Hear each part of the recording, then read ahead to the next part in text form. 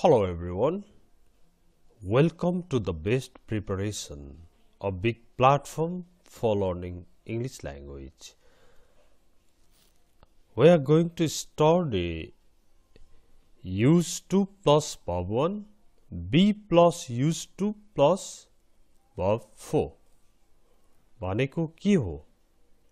हेर्नु है, used to को पनि दुईटा फर्म छ, एउटा प्रेजेन्ट फर्म, एउटा पास्ट फर्म. पास्ट फर्म त हामीलाई थाहा छ, तर प्रेजेन्ट फर्म के हो त? जस्तै used to प्लस verb 1 हामीलाई थाहा छ, तर be used to plus verb 4 चाहिँ के हो? यो used to प्लस verb 1, यो be used to plus verb 4. तपाईले धेरै देख्नु भएको छ. I used to play cricket. I used to play cricket यो फर्स्ट स्ट्रक्चर भयो. यसमा त तपाईले म क्रिकेट खेल्थे भयो. म क्रिकेट खेल्थे. पहिला मेरो क्रिकेट खेल्ने बानी थियो. I am used to play cricket भयो. तर यो स्ट्रक्चर के हो?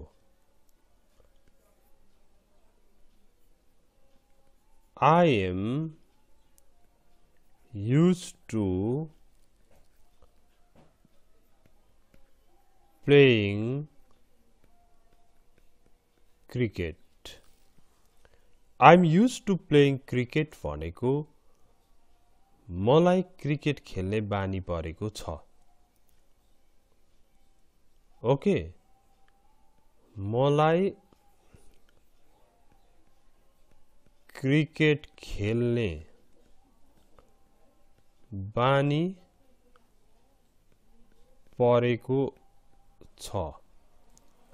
यो विगतको कुरा, म क्रिकेट खेल्थे भन्ने. I'm used to playing cricket भनेको चाहिँ अहिलेको कुरा. मलाई क्रिकेट खेल्ने बानी परेको छ. अब तपाईले भन्नुहुन्छ बच्चाहरूलाई गुगलबाट आन्सर कपी गर्ने बानी परिया छन्. अहिले किताब पढ्नु भन्दा पनि थपक्क गुगलमा जाने, खोज्ने. ओके, अब what are the causes of land pollution भन्यो भने किताबमा खोजेर ल्यान्ड पोल्युसनका कजेज के रहेछन् भनेर पढ्नु भन्दा पनि गुगलमा what are the causes of land pollution भन्ने सार्ने. त्यस्तो बानी परेका छन् नि त. भनेपछि तपाईले the children, अब यहाँ बी को ठाउँमा the children भन्ने चाहिँ आर आयो. The children are used to, अब ing, copying answers from Google. The children are used to copying answers from Google. बच्चाहरू गुगलबाट आन्सर सार्न बानी परिया छन्. बच्चाहरू गुगलबाट आन्सर सार्न बानी परेका छन्. The children are used to copying answers from Google instead of reading their own text. Text पढ्नुको सट्टामा त्यस्तो बानी परेका छन्. अब हल्का तपाईलाई कन्सेप्ट हुन्छ. हेर्नु है, तपाईले be used to plus before भनेको के रहेछ भन्दा be भनेको is, am, are plus used to plus before. हेर्नु है, अब एकजना छ भने Ram is used to eating out. रामलाई बाहिर खाने, रेस्टुरेन्टतिर गएर खाने बानी परेको छ, घरमा खाँदैन। Ram is used to eating out. उसलाई बाहिर खाने बानी परिसकेको छ। अब कसैले भन्यो I am used to eating out. मलाई बाहिर खाने बानी परेको छ। अनि दे लाउने बित्तिकै आर भयो। They are used to eating out. तिनीहरूलाई बाहिर खाने बानी नै परिसकेको छ। यो अहिलेको कुरा, अहिलेको बानी हो। अहिलेको बानी एक्सप्रेस गर्न इजेमा आर लगाउने, युज टु लाउने, भबमा आइएनजी लाउने, अहिलेको बानी। तर हामीले पढि ल्याएको पहिलादेखि जानिरहेको फेरि के छ, युज टु प्लस भब भन्छ। यो चाहिँ विगतकै बानी हो। फेरि विगतको बानी भनेको, विगत भनेको पास्ट, पास्टको बानी। अब यसलाई तपाईले ल्याउनु भयो, अघिकै सेन्टेन्स ल्याउनु भयो भने I used to eat out. मेरो बाहिर खाने बानी थियो, म बाहिरै खान्थे खानाहरू। इट आउट भन्ने बित्तिकै रेस्टुरेन्टमा गएर खाने जस्तो बुझिन्छ। अनि अब राम अथवा ही भनौँ, he used to eat out. बाहिर खान्थ्यो। तिनीहरू बाहिर खान्थे भन्दा they used to eat out. तिनीहरू बाहिर खान्थे, बाहिरै खान्थे, रेस्टुरेन्टतिरै खान्थे। तिनीहरूको बानी नै त्यस्तो थियो विगतमा। अब तपाईले एउटा साथीलाई भेट्नुभयो,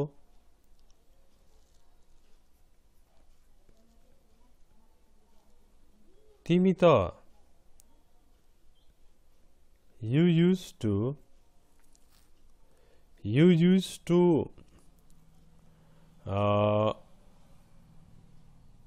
कुनै चीज यहाँ भन्नुहोस्, you used to eat out. तिमी बाहिर खान्थ्यौ नि, पहिला पहिला तिमी बाहिरै खान्थ्यौ खानाहरू भनेर सोध्नु भयो। ल, you used to eat out. तिमी त बाहिर खान्थ्यौ भन्दा that's right. That's right. ठीक भन्नुभयो। But now I love making my own food. हेर्नु त, you used to eat out. तिमी त बाहिर खान्थ्यौ भनेर तपाईले भन्नुभयो। उसले भन्यो that's right. ठिकै भन्नुभयो। But now, तर अहिले I love making my own food. अहिले म आफैले खाना बनाउन मन पराउँछु। यो भयो। अब दुईटा कम्पेयर गरेर हेर्नु पर्छ। त्यति भयो भने क्लियर हुन्छ। कसरी कम्पेयर गरेर हेर्ने भन्दाखेरि चाहिँ I used to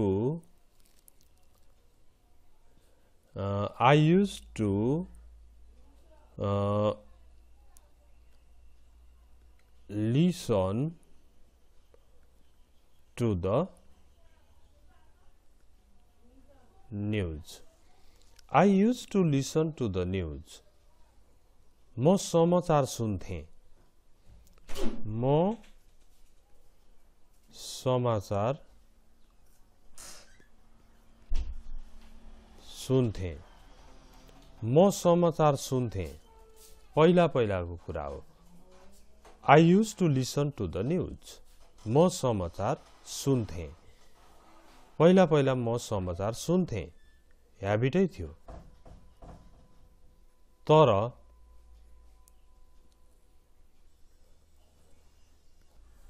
अनि अब अहिलेको कुरा आयो.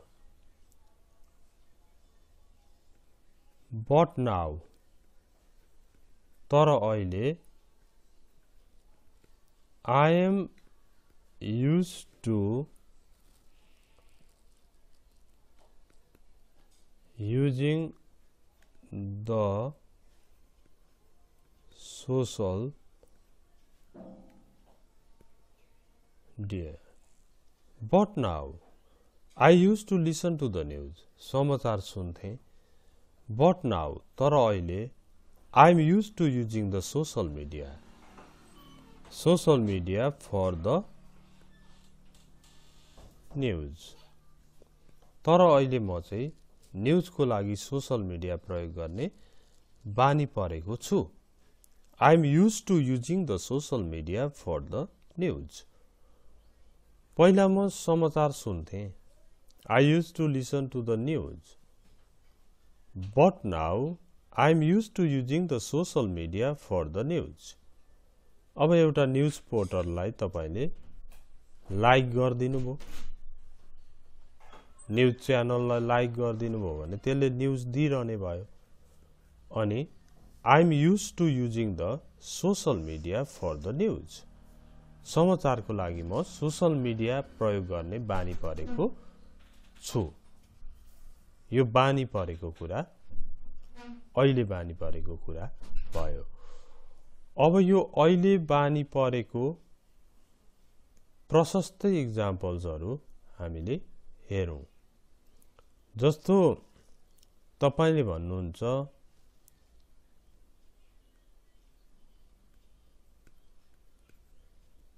the children are used to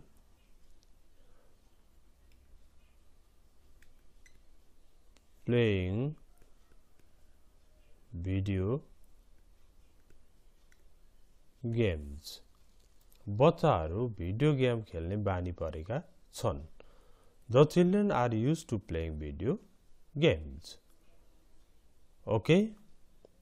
त्यस्तै तपाईले भन्नुहुन्छ कसैको अरूको कुरा. Ram is used to going out in the evening.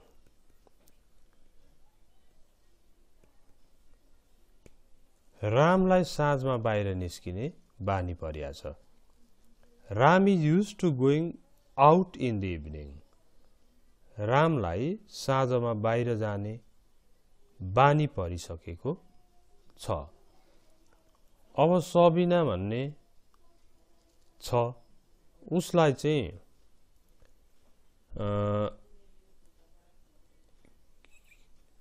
Social media use गर्ने बानी परेको छ भने तपाईले Sabina is used to, अब ing, using the social media. सबिनालाई अहिले सामाजिक सञ्जाल प्रयोग गर्ने बानी नै परिया छ. जति बेला पनि सामाजिक सञ्जाल फेसबुक, ट्विटर, युट्युब हैन, इन्स्टाग्रामहरु प्रयोग गरिरहेको देखिन्छ. She is used to using the social media भयो. ओके. अनि कसैलाई साइक्लिङ गर्ने बानी पर्यो भने इज युज्ड टु साइक्लिङ। अनि अनलाइन च्याट गर्ने बानी परेको छ, छोड्दै तिनीहरूलाई त अनलाइनमा कुरा गर्ने बानी परेको छ। They are used to chatting online, तिनीहरूलाई अनलाइनमा च्याट गर्ने बानी नै परेको छ। They are used to chatting online. अब मेरो बानी नै चाहिँ परेको छैन भन्नु पर्यो भने I am not used to भनेर फेरि तपाईले गर्न सक्नुहुन्छ। यसरी हामीले युज्ड टु प्लस V1 तर अर्को पनि जान्यौं कि be used to plus verb 4। Be भनेको के हो भन्ने कुरा पनि यहाँ एम देखियो, यहाँ आर देखियो, त्यसैलाई बी भनेको रहेछ। Be used to plus V4 भनेको is am are plus used to plus V4, singular सँग इज, आई सँग एम, प्लुरल सँग आर। यहाँ राम सिंगुलर छ, is used to eating out भयो, I am used to eating out भयो भने they सँग are used to eating out भयो। अनि युज्ड टु प्लस V1 विगतको बानी, you used to eat out, तिमी त बाहिर खान्थ्यौ, बाहिर खाने बानी थियो तिम्रो, रेस्टुरेन्टतिर खाने बानी थियो भन्दा that's right but now I love making my own food. ठिकै हो, तर अहिले म आफैले खाना बनाउन, आफ्नो खाना बनाउनमा बढी मन पराउँछु। त्यस्तै I used to listen to the news, समाचार सुन्थे, but now I am used to using the social media for the news. अहिले समाचार पनि सोशल मिडियाबाटै मै हेर्ने बानी परेको छु। अनि यो are used to, is used to, is used to, are used to को प्रयोग हो। अब यसरी एउटा न एउटा टपिकमा प्रष्ट रूपमा बुझ्न सकिन्छ। बुझिएन भने रिपिट गर्ने हो, तर अर्को ठाउँ खोजिरहनु त पर्दैन। त्यसकारण प्रत्येक भिडियोले एउटा कुरामा प्रष्ट पार्छ। यसको लागि हजुरले सब्स्क्राइब गर्नु भएको छैन भने सब्स्क्राइब गरिहाल्नु होला र सब्स्क्राइब गर्ने बित्तिकै नोटिफिकेसन बेल पनि अन गरिदिनुहोस्। त्यसो भयो भने मैले भिडियो अपलोड गर्ने बित्तिकै, स्ट्रिमिङ गर्ने बित्तिकै तपाईकोमा नोटिफिकेसन आउँछ। अनि यो अवसर अरूलाई पनि त दिनु पर्यो, अरूले पनि यसरी घरमा बसेर अंग्रेजी सिक्न पाउनु पर्यो। यसको लागि शेयर गरिदिनुहोस्, लाइक कमेन्ट गर्नुहोस्। I hope you found the video interesting and helpful for you. Thank you for watching it. See you next time.